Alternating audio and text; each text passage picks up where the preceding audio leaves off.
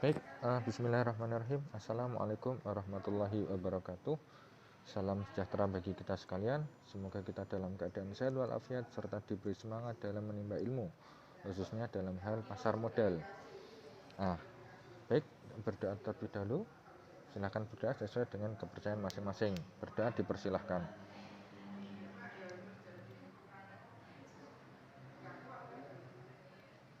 Baik, berdoa selesai.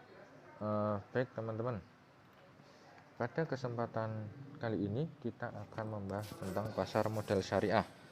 Tentunya kita ya dengan segala keterbatasan mencoba untuk memberikan pengantar. Oke.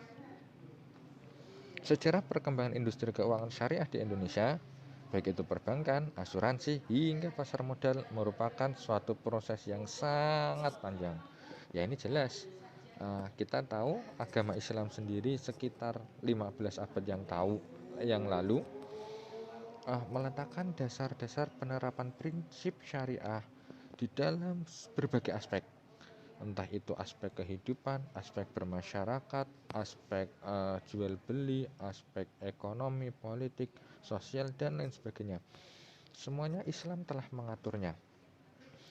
Namun demikian, dengan adanya perkembangan berbagai prinsip syariah tersebut, nantinya akan menjadikan way of life ataupun jalan hidup kita.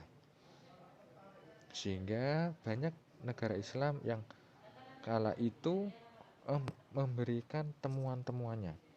Kita tahu Ibnu Khaldun ahli di bidangnya, Ibnu Sina ahli di bidang kedokteran, Al-Khawarij di bidang berbagai halnya lah. Terus ada Al-Jabar dan lain sebagainya. Semua memiliki ilmu ataupun pakar-pakar yang hebat-hebat. Lalu adapun prinsip dasar syariah sendiri, secara umum penerapan ini dalam industri pasar modal, khususnya pada instrumen saham, dilakukan berdasarkan penilaian atas saham yang diterbitkan oleh masing-masing perusahaan. Nah, apa saja yang dilarang dalam pasar modal syariah? Yang pertama jelas alkohol yang memabukkan ya, bukan alkohol untuk obat, karena itu beda. Alkohol yang untuk obat misalkan hand sanitizer ataupun alat suntik dan lain sebagainya, itu kalau diminum tidak mabuk tapi malah mati, malah meninggal. Makanya ini alkohol adalah alkohol yang memabukkan. Lalu ada perjudian, ini dilarang. Terus produksi barang yang bahan bakunya berasal dari babi, pornografi, jasa keuangan yang bersifat konvensional, dan asuransi yang bersifat konvensional. Adapun larangan sistem, kalau tadi adalah larangan produk, sekarang larangan sistem dalam pasar modal syariah. Yang pertama adalah riba. Riba jelas dilarang. Karena itu transaksi yang di dalamnya terdapat riba tidak diperkenankan. Lalu horor, yaitu transaksi yang di dalamnya mengandung ketidakjelasan. Hidak, yaitu transaksi yang di dalamnya dimungkinkan terjadinya ada penipuan. Lalu najsi, adanya transaksi tentang penawaran palsu. Bai'ul ma'dum, yaitu menjual sesuatu yang belum jelas. Ihtikar, pembelian untuk penimbunan efek. Insider trading, yaitu menyebarluaskan informasi yang menyesatkan atau memakai informasi orang dalam untuk memperoleh keuntungan transaksi yang dilarang.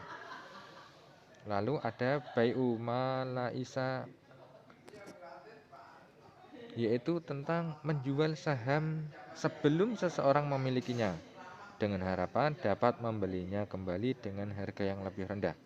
Lalu yang terakhir adalah spekulasi, di mana ini juga dilarang dalam syariah. Oke. 4 pilar pasar modal syariah. Yang pertama adalah emiten ataupun perusahaan. Ya, ini jelas perusahaan merupakan pilar daripada pasar modal syariah. Kenapa? Ya karena orang yang berkecimpung nantinya, orang yang mengeluarkan saham ataupun eh, efek-efek syariah lainnya. Lalu investor ini jelas orang yang membeli. Ketika ada penjual ya maka ada pembeli. Lalu infrastruktur ini menyangkut tentang informasi dalam bursa efek. Harus jujur, transparan, tepat waktu, dan profesional. Lalu ada juga tentang pengawasan dan penegakan hukum. Nah, ini dilakukan oleh otoritas, yaitu di mana harus adil, efisien, efektif, dan ekonomis. Hal yang ditekankan dalam pasar modal syariah adalah tentang kehalalan produk ataupun jasa. Jelaslah kalau ini, apalagi prinsip syariah, harus halalan toiban, yang halal dan yang baik. Lalu ada juga tentang kegiatan yang spesifik dengan manfaat jelas. Sehingga apa? Harapannya adalah tidak ada keraguan akan hasil usaha yang menjadi objek dalam perhitungan keuntungan. Lalu adanya mekanisme bagi hasil, yaitu di mana baik dalam untung maupun rugi menurut penyertaan masing-masing. Lalu mekanisme pasar yang wajar, yaitu adalah tentang prinsip kehati-hatian. Nah, adapun daftar efek syariah ini ada banyak, setidaknya ada 5. Yang pertama adalah saham syariah. Jelas pasar modal syariah, produk utamanya adalah saham, maka dalam pasar modal syariah maka ya ada saham syariah. Apa itu saham syariah? Yaitu saham merupakan surat berharga yang merepresentasikan penyertaan modal ke dalam suatu perusahaan.